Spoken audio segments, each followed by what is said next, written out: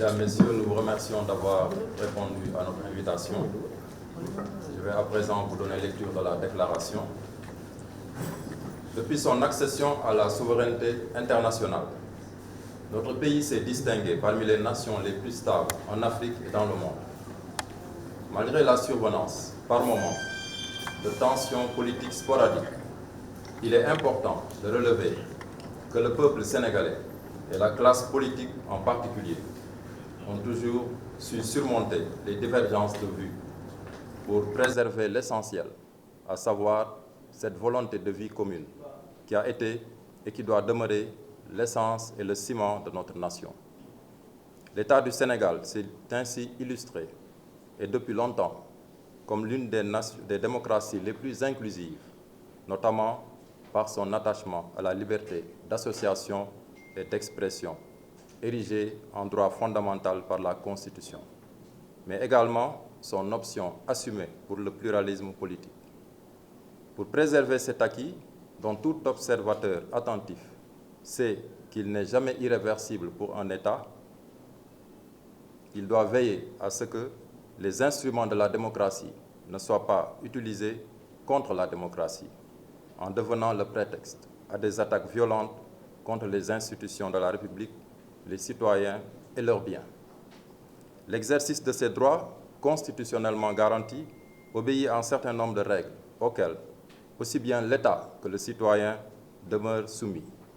Le premier ayant l'obligation de veiller à leur effectivité, tout en préservant l'ordre et la tranquillité publique.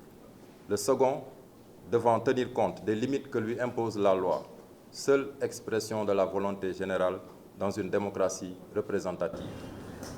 La loi étant impersonnelle et générale, nul ne saurait s'en affranchir, pour quelque motif que ce soit, au risque de compromettre la paix et la concorde sociale ou de mettre en péril la vie d'honnêtes citoyens ou leurs biens.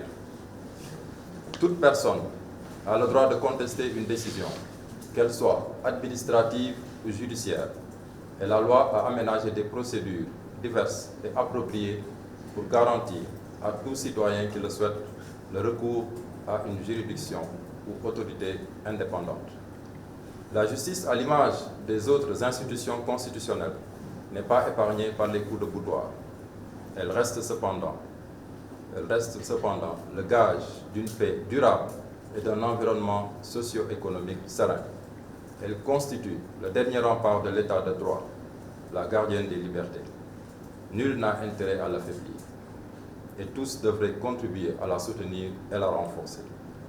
Elle est l'incarnation de l'équilibre entre la puissance de l'État et l'exercice des libertés individuelles et collectives, mais aussi le garant de l'effectivité de la règle de droit et du respect par chaque individu des droits et de la propriété d'autrui. La justice ne peut pas et ne doit pas être distribuée au gré de surenchères médiatico-politiques ou des besoins contingents de quelques personnes, quel que soit le bord où elle se situe. Elle doit demeurer intransigeante par rapport aux principes qui la gouvernent. Elle ne cherche ni à plaire ni à déplaire et ne saurait non plus être intimidée ou distraite. L'obéissance à la loi et le respect de l'autorité de l'État sont des exigences aussi légitimes que l'exercice des libertés et des droits fondamentaux.